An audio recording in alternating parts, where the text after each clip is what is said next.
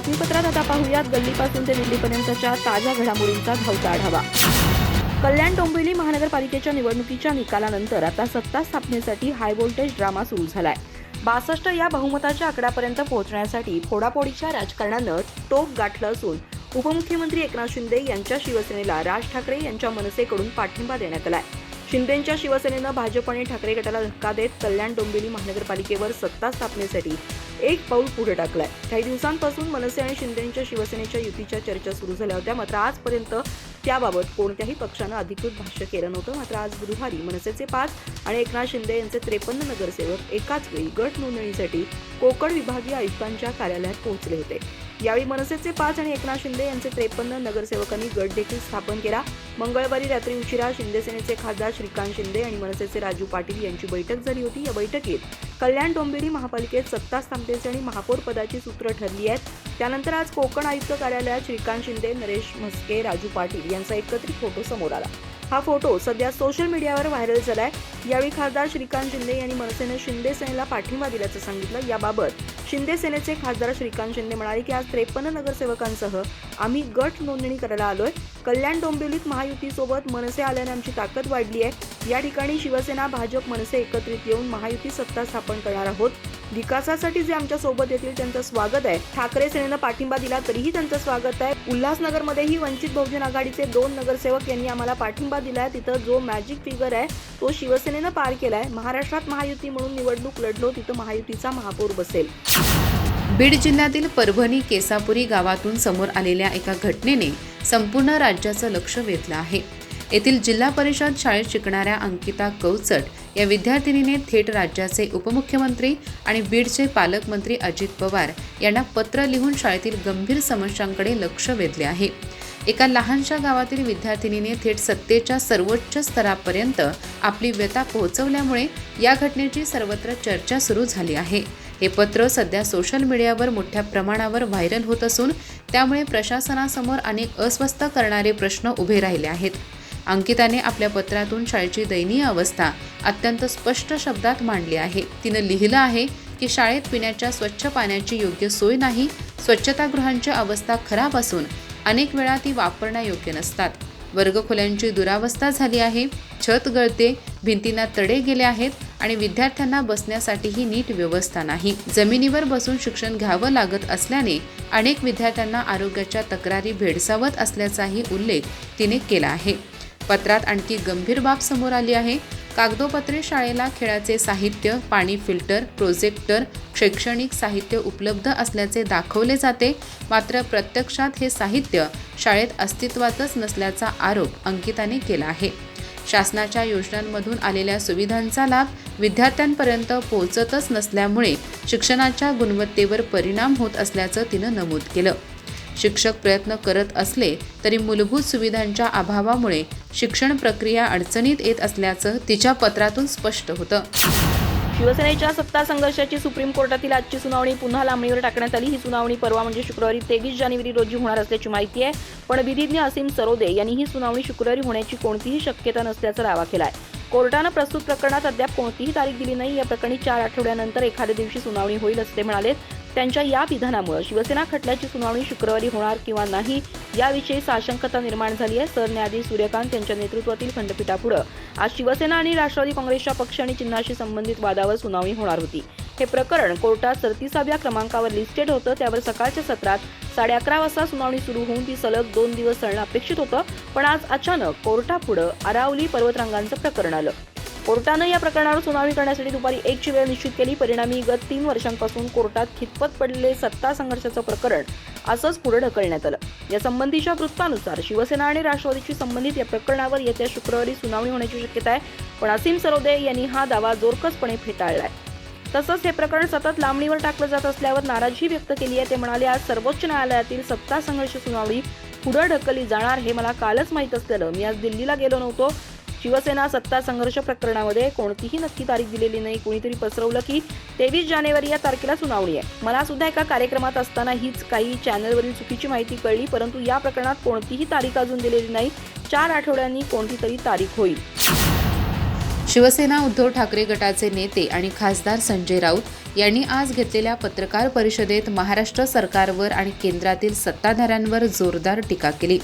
स्वित्झर्लंडमधील दावोस येथे झालेल्या जागतिक आर्थिक परिषदेत महाराष्ट्र सरकारने केलेल्या सामंजस्य करारावर त्यांनी प्रश्नचिन्ह उपस्थित केले.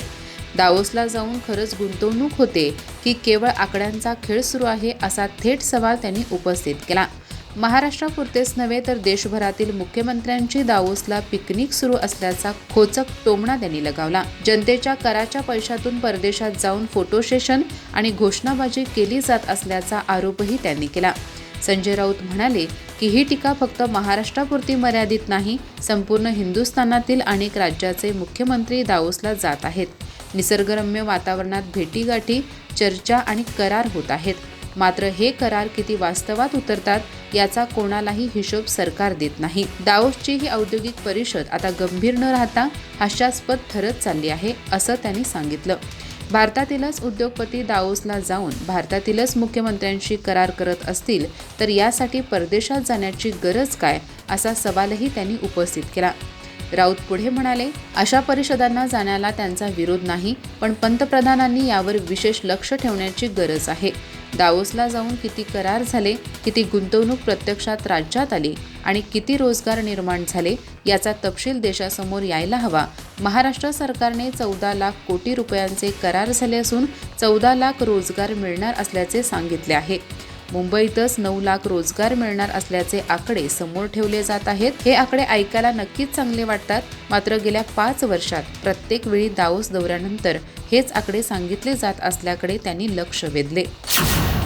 शिवसेना सत्ता संघर्षाच्या प्रकरणात एकनाथ शिंदे आणि त्यांचे सहकारी अपात्र ठरले तरी त्याचा फारसा फायदा होणार नाही, कारण या प्रकरणी योग्य वेळ केव्हाच निघून गेली आहे. आता सुप्रीम कोर्टानं भविष्यातील लोकशाहीची थट्टा टाळण्यासाठी या प्रकरणाचा निकाल दिला पाहिजे, असं परखड मत घटनातज्ञ उल्हास बापट यांनी बुधवारी व्यक्त केलं. शिवसेना सत्ता संघर्षावर आज बऱ्याच दिवसांनी सुप्रीम कोर्टात सुनावणी होणार होती, पण ती ऐनवेळी शुक्रवारपर्यंत पुढे ढकलण्यात आली. या पार्श्वभूमीवर उल्हास बापट यांनी बुधवारी एका मराठी वृत्तपत्राशी संवाद साधला. त्यात ते म्हणाले, निवडणूक आयोगानं केवळ कायदेमंडळातील बहुमत पाहून चिन्ह दिलं. त्यांनी 68 मधील 15व्या परिच्छेदाचा दाखला देत पक्षाची घटना, संघटनेतील बहुमत आणि कायदेमंडळातील बहुमत या 3 महत्त्वाच्या गोष्टी पाहणं आवश्यक होतं. या प्रकरणी कुणाचा पक्ष घटनेनुसार चालत आहे, पक्षाच्या मुख्य संघटनेत कुणाचं वर्चस्व आहे आणि निवडून आलेल्या सदस्यांचे संख्याबळ किती आहे, या सर्व गोष्टींवर विचार करण्याची गरज होती. पण आयोगानं केवळ कायदेमंडळातील बहुमत यावर पक्षाचं चिन्ह दिलं. केवळ आमदारांच्या संख्येवर एखाद्या पक्षाला चिन्ह देणं लोकशाहीसाठी घातक आहे. सर्वोच्च न्यायालयानं आता यावर कायमचा आणि स्पष्ट निर्णय द्यायला हवा, असं ते म्हणाले. यावेळी उल्हास बापट, सुप्रीम कोर्टानं उद्धव ठाकरे यांना पुन्हा धनुष्यबाण आणि पक्ष दिला तर शिंदे गटाचं काय होईल, असा प्रश्न केला. त्यावर बापट म्हणाले, केवळ चिन्ह काढून घेतल्यामुळं एकनाथ शिंदे आणि त्यांचे सहकारी अपात्र ठरणार नाहीत, त्यांना दुसरं चिन्ह मिळेल. पण शिंदे गटातील 1/3पेक्षा कमी संख्येनं कोणी पुन्हा ठाकरेंकडे गेलं तर मात्र ते अपात्र ठरू शकतात. या प्रकरणी 2024 मध्ये ज्या निवडणुका ज्या चिन्हांवर लढवल्या गेल्या त्या निवडीला धक्का लागणार नाही, कारण निवडून आलेला पक्ष म्हणून त्यांची ओळख कायम राहील. मुंबई महानगरपालिकेच्या 2026च्या निवडणुकीनंतर माहीम विधानसभा परिसरात राजकीय वातावरण चांगलेच तापले आहे. वॉर्ड क्रमांक 194 मधून शिंदे गटाच्या शिवसेनेकडून लढलेले समाधान सरवणकर यांनी आपल्या पराभवामागे थेट भाजपच्या असहकार्याची कारणमीमांसा केली आहे. निवडणूक लढत केवळ विरोधकांशी नव्हती, तर आपल्या प्रभागातच एक मोठं राजकीय जाळं आपल्या विरोधात उभं राहिलं होतं, असा गंभीर आरोप त्यांनी केला. 4 ते 5 आमदार, 2 मोठ्या पक्षप्रमुखांची मुलं प्रचारात उतरली होती आणि या सगळ्यांचा रोख माझ्याच विरोधात होता, असं सरवणकर यांनी स्पष्टपणे सांगितलं. तरीही मतदारांनी शेवटपर्यंत साथ दिली, मात्र युतीतील भाजपने मदत न केल्यामुळे पराभव ओढवला, असा त्यांचा दावा आहे. समाधान सरवणकर यांच्या म्हणण्यानुसार माहीममध्ये निवडणूक केवळ पक्षीय नव्हे तर वैयक्तिक पातळीवरही लढली गेली. माझ्या विरोधात मोठी ताकद एकवटली होती, तरी देखील स्थानिक मतदार माझ्या बाजूने उभे राहिले होते. मात्र निवडणूक काळात भाजपकडून अपेक्षित सहकार्य मिळालं नाही. भाजपच्या एका विशिष्ट पदाधिकाऱ्यांनी जाणीवपूर्वकच सर्व कार्यकर्त्यांना माझ्या प्रचारापासून दूर राहण्याचे आदेश दिले, असा गंभीर आरोप त्यांनी केला. व्हॉट्सअप मेसेजद्वारे यांना मदत करू नका, असे स्पष्ट निर्देश दिले जात होते. त्यामुळे माहीममध्ये भाजपचे कार्यकर्ते पूर्णपणे अलिप्त राहिले, असं सरवणकर यांनी सांगितलं. या आरोपानंतर परिस्थिती अधिकच चिघळली असून काही व्हॉट्सअप चॅट्स सध्या सोशल मीडियावर व्हायरल होत आहेत. या चॅट्समध्ये सरवणकर कुटुंबाचं काम करू नका असे थेट संदेश पाठवण्यात आल्याचा दावा केला जात आहे. समाधान सरवणकर यांच्या मते हे संदेश निवडणुकीच्या काळात मोठ्या प्रमाणावर फिरत होते आणि त्याचा थेट त्यांच्या प्रचारावर झाला. युती असतानाही जाणीवपूर्वक असहकार दाखवण्यात आल्याने आपला पराभव झाला असं ते ठामपणे सांगत आहेत. या प्रकरणामुळे शिवसेना, शिंदे गट आणि भाजप यांच्यातील अंतर्गत मतभेद चव्हाट्यावर आले आहेत.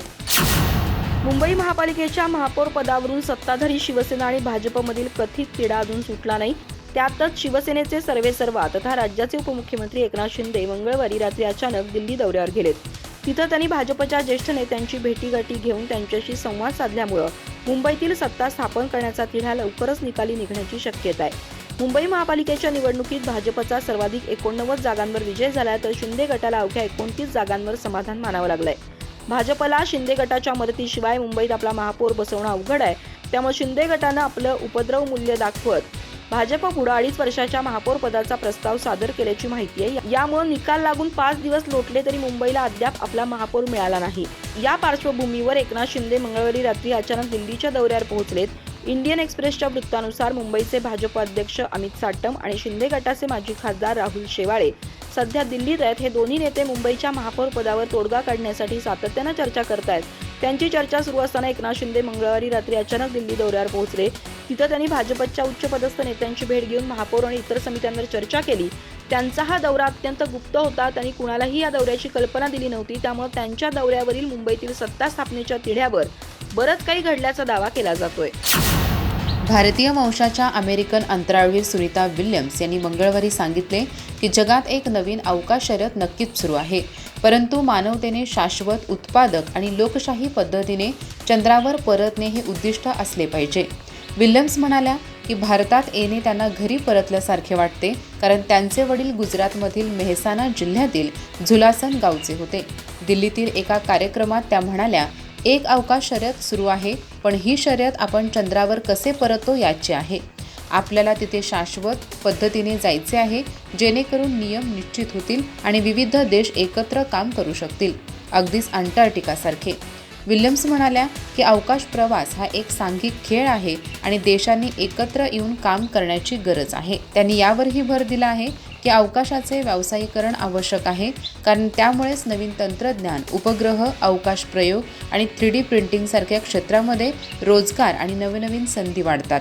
चंद्रावर जाण्याच्या प्रश्नावर त्यांनी NDTVशी बोलताना विनोदी स्वरात म्हटले, मला चंद्रावर जायचे आहे, पण माझे पती मला मारून टाकतील. घरी परतण्याची आणि जबाबदारी सोपवण्याची वेळ आली आहे.